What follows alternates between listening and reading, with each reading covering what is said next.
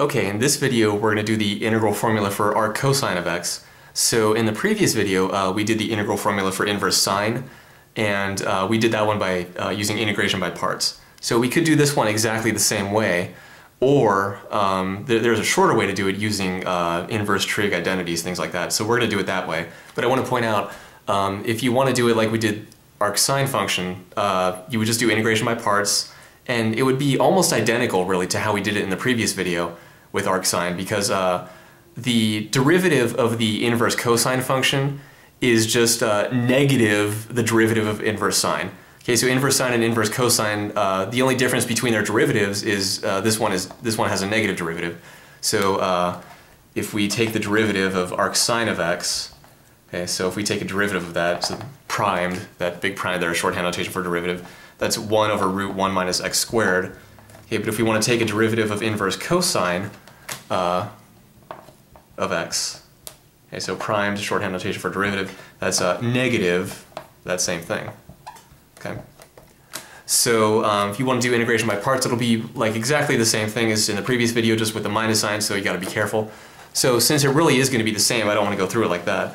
But let's be a little clever here and use a trig identity, an inverse trig identity. So there is an inverse trig identity that says, let's write this like this. It says arc sine of x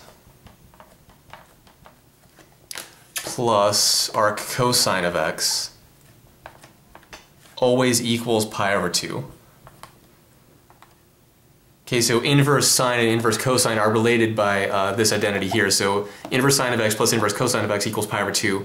No matter what x is, as long as x is in the domain of both of these guys, okay? But we don't really care too much about domain restrictions here. We're just going to assume that everything's fine with the domain. Okay, so arc sine of x plus arc cosine of x is pi over 2. So that means we could subtract arc sine of x from both sides and say, okay, then arc cosine of x, let's try a different color here, arc cosine of x equals pi over 2 minus arc sine of x. Okay, so now if we want to integrate arc cosine of x, then we could just actually integrate pi over 2 minus arc sine of x, because they're exactly the same thing, right? So this equals this always, as long as x is in the domain of these guys, which we're assuming that's okay. So now if we want to integrate the left-hand side, let's just integrate the right-hand side. How's that useful to us? Well, we already know the integral of arc sine. Okay, we did that in the previous video. So let's go ahead and continue with this then. So this is the integral of pi over 2 minus arc sine of x dx. Okay, so now we can split this up into two integrals, so that's going to be the integral of pi over 2 dx minus the integral of arc sine of x dx. Okay, so this is just pi over 2 x. Now technically there is an arbitrary constant, but we'll get another one from here, so let's just hold off on that till the end. Well, you know what, let's not. Let's say plus c, 0. Okay, why am I doing a sub 0? Because I want to use plus c for the very end. But it's all arbitrary constant, so it doesn't really matter. But I just want to be thorough, and we do want to be mathematically polite and have good etiquette.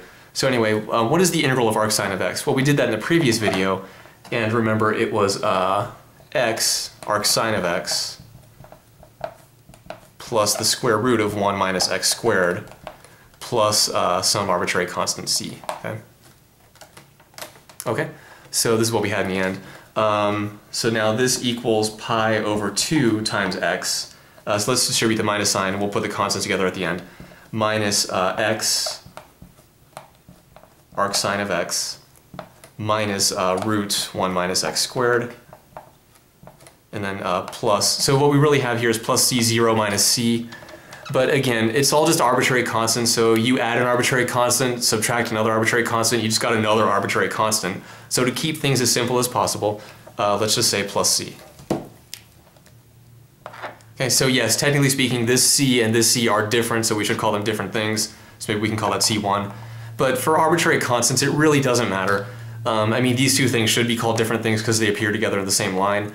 But for arbitrary constants, it's all just arbitrary constants. We don't really care too much about them. Or we don't care as much about them as we care about other things. Okay, so that's arbitrary constants are kind of crazy and weird like that. But anyway, now we don't really want to leave this like this, right? Because we're integrating the arc cosine of x, so it'd be nice if the answer involved the arc cosine of x. I mean, this is correct here, but it's also not really as simplified as it can be.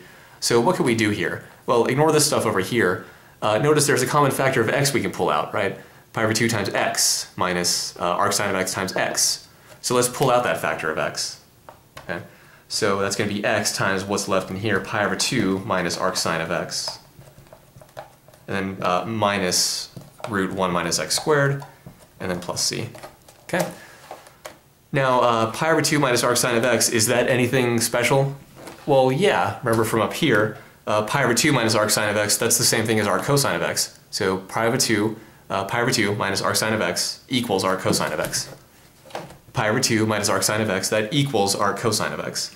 So now this whole thing equals x times arc cosine of x. Okay, because remember this thing here in the parentheses, pi over 2 minus arcsine x, that is arc cosine of x, and then all this other stuff is the same. Minus root 1 minus x squared, and then plus c. Okay. So that's our answer.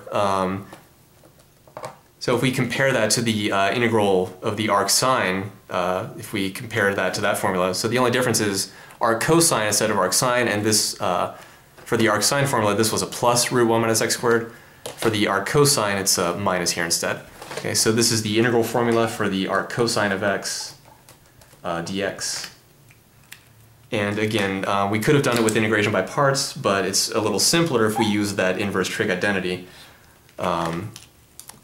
So here's the integral of arc cosine of x dx equals x arc cosine of x minus root 1 minus x squared plus c, plus just some arbitrary constant c. So again, this inverse trig identity here, the details of this are explained in a separate video, or they will be anyway, in the trig section. So just keep this in mind, or if you don't remember this, you don't know that, if you don't think to use it, you could also do this using integration by parts, and it'll be just like in the previous video, but with minus signs on the du instead. So anyway, that's the integral formula for the arc cosine of x.